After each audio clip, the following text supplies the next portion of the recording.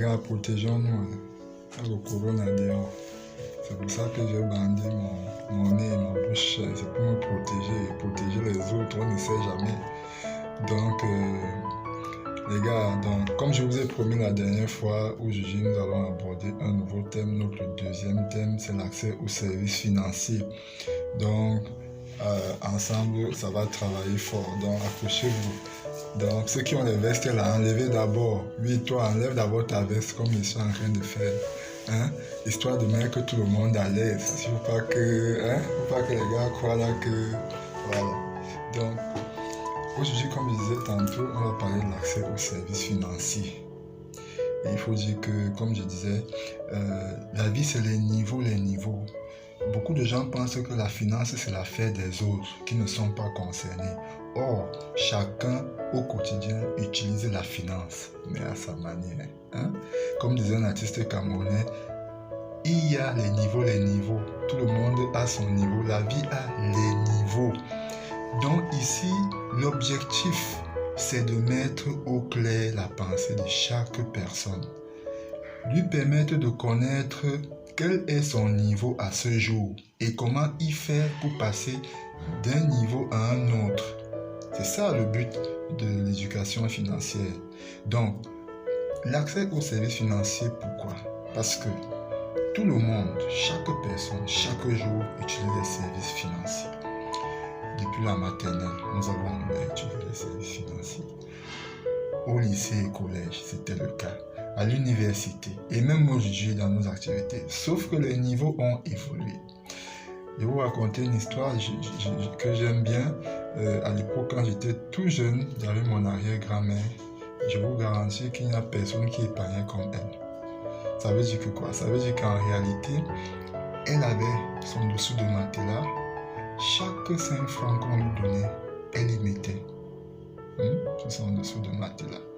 Il arrivait un moment qu'elle se retrouvait avec des sommes incroyables. Mais vous savez comment on découvrait les sommes incroyables là? C'est quand les souris ont déjà fini de tout déchiqueter. Quand on dit, les souris ont tout coupé. Oui, coupé les billets de 10 000, de 5 000. Vous voyez un peu? Elle faisait de la finance parce qu'elle gardait de l'argent. Je connais plein de gens, quand on était jeune aussi, il y avait des tirelires. Ça veut dire que quand on te donne 500 ou 1000 francs pour aller au lycée ou bien pour aller à l'université, tu coupais même tes 250, tu mets de côté dans ta boîte, dans ta petite boîte, peut-être en bois, peut-être en métal, hein? Ou bien tu avais ton petit truc sous le lit où tu mets... Hein?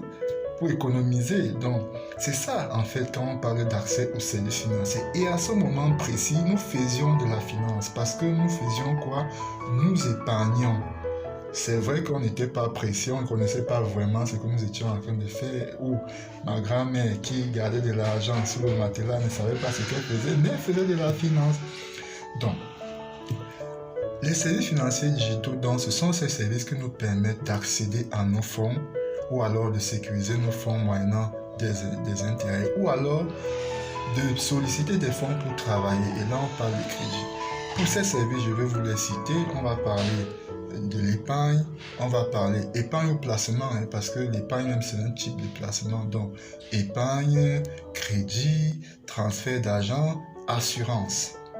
Maintenant, dans les services financiers digitaux, il est question ici de clarifier non seulement le niveau de chacun, mais aussi les différents mécanismes d'accès aux services financiers digitaux qui sont existants et que nous pouvons exploiter ou que nous exploitons au quotidien. Il y a donc 2 grands groupes qu'il va falloir présenter ici. D'abord, les mécanismes d'accès aux services financiers informels et les mécanismes d'accès formels. Commençons par les mécanismes d'accès informels. Il est question ici de citer les acteurs parce qu'on connaît déjà les différents services financiers. On a parlé d'épargne, on a parlé de crédit, on a parlé d'assurance, on a parlé de transfert. Maintenant, au niveau des services financiers informels, quels sont les acteurs qui nous permettent d'accéder à notre argent, d'emprunter de l'argent, de sécuriser notre argent? On va citer la famille, on va citer les tontines, on va citer les associations. On ne citer que cela. Qu'est-ce qui se passe? Vous avez des jeunes entrepreneurs, par exemple, qui veulent commencer une activité vraiment, une activité génératrice de revenus. Ça peut être la production artisanale des jus, ça peut être un call-box et j'en passe. Qu'est-ce qui se passe? C'est que ils peuvent se retourner vers les membres de la famille, vers le papa, vers la maman, vers le tonton, qui vont peut-être leur donner un premier capital initial du genre peut-être 100 000 francs, 200 000 francs, qui vont peut-être leur emprunter, enfin mettre à leur disposition des fonds qui ne seront même pas rémunérés par des intérêts. C'est-à-dire que papa me donne 100 000 pour que je fasse un investissement et puis je lui remets ces 100 000. Vous voyez que là, j'ai accédé à un emprunt, c'est-à-dire que j'ai pris du crédit. J'ai sollicité un crédit chez mon papa qui m'a donné de l'argent. Et j'ai travaillé avec cet argent et j'ai remis le capital sans intérêt. D'un autre côté, je suis membre d'une tontine.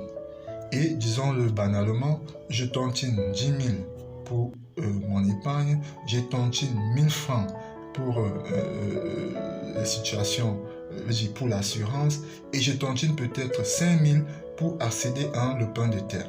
Qu'est-ce qui se passe? Il se passe que dans les 10 000 que je tontine, ça me donne déjà une première possibilité de sécuriser mes fonds, c'est-à-dire d'épargner. Et dans ces mêmes 10 000, ça me donne déjà la possibilité d'accéder à un emprunt auprès de ma tontine. Mieux, avec l'épargne que je fais au quotidien, ou mensuellement, ou hebdomadairement de 5 000 pour accéder à un lopin de terre, j'accède à la propriété foncière. C'est-à-dire, je fais l'immobilier. Vous voyez? Donc, c'est pour dire quoi? C'est pour dire qu'au quotidien, nous accédons aux services financiers à des niveaux et à des niveaux. Donc, je récapitule pour l'accès aux services financiers informels. Nous avons parlé des mécanismes, des acteurs qui nous aident à accéder à ces services financiers sur le plan informel. Nous avons parlé de la famille et des amis. Nous avons parlé des tontines. Attention, les tontines, c'est très important. C'est même un mécanisme très puissant. Nous avons parlé des associations où, à la fois, vous avez, chez ces différents acteurs, vous accédez à l'épargne, au crédit, à l'assurance et au transfert et même à l'immobilier. Donc vous voyez, ça c'est ce qui est des services financiers informels, l'accès aux services financiers informels qui est le quotidien de chacun d'entre nous. Maintenant, la deuxième catégorie, l'accès aux services financiers formels. Il me faut faire une transition. Hein? D'accord? Donc, quelle est la différence qui existe, quelle est la frontière qui existe entre services financiers informels et services financiers formels? La voici. La grande différence, c'est que quand tu mets ton argent sous le matelas ou dans ta tirelire, il n'y a personne qui vient te dire que pour mettre l'argent sous le matelas, voici ce qu'il faut faire. Pour mettre l'argent dans la tirelire, voici ce qu'il faut faire. Et cette personne-là ne vient pas souvent vérifier périodiquement si tu es en train de respecter comment on fait pour garder l'argent sous le matelas ou comment on fait pour garder l'argent dans ta tirelire. D'accord? Et donc, ce qui se passe dans les services financiers formels, c'est qu'il y a la réglementation. Ça veut dire qu'il y a des textes qui encadrent comment l'épargne se fait, qui encadrent comment le crédit se fait, qui encadrent comment le transfert se fait, comment l'immobilier se fait, comment l'assurance se fait, comment les placements en investissement se font. Vous voyez un peu? Et cette autorité-là, non seulement encadre à travers les textes, vient aussi contrôler, superviser, s'assurer que les différents acteurs qui offrent ces services financiers sont en règle et se comportent comme ils le devraient. Et c'est pour ça que vous allez remarquer que ces acteurs, nous allons vous les présenter, et suivant deux sous-catégories, parce que d'un côté, nous avons dit qu'il y avait les services financiers informels, de l'autre, les services financiers formels qui se caractérisent par la réglementation et par le contrôle par un organisme bien connu. Et à l'intérieur maintenant des services financiers formels, il y a les services financiers traditionnels et les services financiers modernes ou digitaux. Commençons par les services financiers traditionnels. D'où vient le traditionnalisme? Il vient du fait que on sait que dans ces acteurs que je vais vous présenter très bientôt, l'être humain, un individu est au centre de l'opération. Commençons par citer les différents acteurs des services financiers modernes, des services financiers traditionnels, formels, traditionnels. Excusez-moi pour les lapsus. Alors, vous avez des établissements de crédit, qu'on appelle encore parfois les banques. Vous avez les établissements de microfinance, toutes catégories confondues. Vous avez les assurances, vous avez les prestataires de services d'investissement, vous avez les prestataires de services financiers. Maintenant, ces différents organismes que j'ai présentés, chacun d'eux a une réglementation bien précise avec un organisme de contrôle bien précis. Et c'est en cela qu'ils sont formels. Mais en quoi sont-ils traditionnels? Ils sont traditionnels parce que il y a eu des mécanismes ancrés, des procédures bien précises qui dépendent de l'individu, qu'on appelle ici le banquier, l'assureur, le gestionnaire en investissement, etc., etc., qui sont là pour interagir avec vous et répondre à vos ordres. C'est-à-dire que je veux épargner, je me rapproche de la banque et je me renseigne et je fais ce qu'il faut faire. Je veux m'assurer, je me rapproche de l'assureur, je m'enregistre, je fais le nécessaire et j'accède à mon service, etc., etc. Donc voilà la grande différence qui existe. Maintenant, au niveau des services financiers formels, maintenant modernes ou digitaux, où se situe la grande différence? La grande différence se situe dans la modernité ou dans la modernisation. Dans la modernité, parce que ici, non seulement il y a de nouveaux acteurs, mais aussi les acteurs qui existaient dans la finance traditionnelle, peu à peu, s'améliorent ou s'adaptent pour répondre aux besoins du monde dans lequel nous vivons aujourd'hui, c'est-à-dire de la modernité. Ça veut dire que quoi? Nous avons toujours affaire aux mêmes services habituels, c'est-à-dire l'épargne, le crédit, le transfert, le placement et tout, mais différemment. Ici, l'individu n'est plus au cœur de l'action, mais beaucoup plus les terminaux, les automates, les machines. Ça veut dire que quoi, en clair? Pour bien expliquer cela, commençons par les acteurs. Ici, non seulement vous avez les acteurs formels, traditionnels qu'on avait cités plus haut, c'est-à-dire les banques, les assurances, les prestataires de services d'investissement, les prestataires de services financiers. Vous avez en plus de cela, ou bien de cela, les opérateurs de téléphonie mobile, ou telco, comme on l'appelle encore sous d'autres cieux, et vous avez encore un autre groupe d'acteurs qu'on appelle les fintech. Les fintech. Donc vous voyez que aujourd'hui, avec la finance formelle, digitale ou moderne, on se retrouve à une situation où vous avez accès à votre argent à tout moment à travers les guichets automatiques de billets. Vous pouvez sécuriser votre argent à tout moment à travers de nouveaux automates aussi qui existaient déjà, qui vous permettent de venir faire des dépôts sans avoir besoin de l'intervention d'un individu. Ça veut dire qu'en clair, vous comptez votre argent, vous déposez, la machine absorbe l'argent, la machine compte et la machine crédite votre compte. Vous avez vu ça? C'est magique, n'est-ce pas?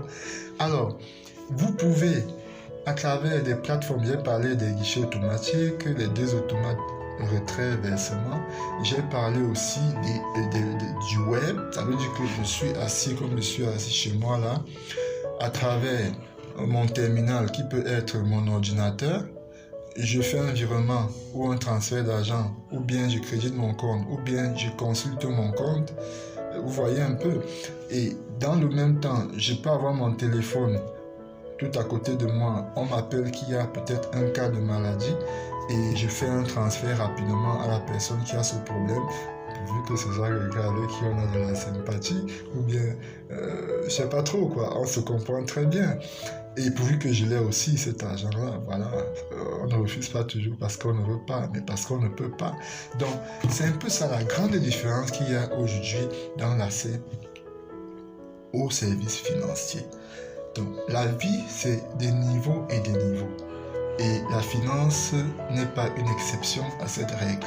C'est pour ça qu'on a tenu, parce que je sais qu'avec vous, on va améliorer, avec vous, on va apporter un peu plus de piment, plus on va évoluer. C'est pour ça que je dis on, parce que c'est un projet commun. Donc, on va apporter un peu plus d'éléments à nos compatriotes de la Terre. Disons comme ça, le monde, c'est un village planétaire aujourd'hui, comme on le dit. Donc, vous verrez que, comme je le disais tantôt, on accède donc aux services financiers de plusieurs façons et en fonction de son niveau. La finance, telle que je disais tantôt, peut être informelle et peut être formelle et se décliner en deux autres sous-branches. Une première branche qui est formelle mais traditionnelle parce qu'elle nécessite l'intervention d'un individu, monsieur X, qui est assureur, qui est banquier, qui est financier. Et maintenant, d'un autre côté, une finance formelle, cette fois-ci moderne ou digitale, qui peu à peu élimine l'individu dans les process. C'est-à-dire qu'on a beaucoup plus à faire aujourd'hui aux terminaux, comme le GAB, à l'ordinateur, au téléphone, etc., etc. Donc voilà un peu en clair ce sur quoi je voulais vous entretenir aujourd'hui, chers sympathisants, chers camarades, chers amis, chers visiteurs, sur les services financiers, l'accès aux services financiers digitaux. Donc si vous devez retenir quelque chose aujourd'hui, c'est que vous accédez aux services financiers de trois façons. D'abord, d'une manière informelle à travers la famille, les tontines, les associations. Maintenant, dans un deuxième temps, d'une manière formelle à travers les banques, les assurances et tout ce que j'ai cité.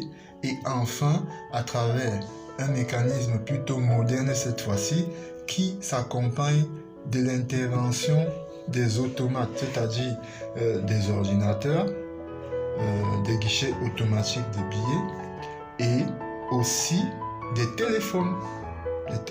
Donc voilà un peu globalement. Et comme j'ai dit en entame de mon propos, ces services financiers, c'est quoi? C'est simplement ce qui nous permet soit de sécuriser notre argent, soit de le fructifier, soit de faire travailler, d'utiliser des fonds pour travailler. Donc c'est un peu ça, pour parler en langage simple. Donc, nous vous remercions pour cette vidéo qui s'achève ici. Malheureusement, on ne va pas passer toute la soirée. Je vous remercie pour ceux d'entre vous qui ont fait les premiers commentaires. C'était vraiment enrichissant. Et je vous invite à partager, à liker, à commenter et surtout à critiquer, car c'est pas la critique qu'on s'améliore, c'est pas la critique que je vous produis de bien meilleurs contenus et c'est pas la critique qu'ensemble nous allons réaliser le challenge.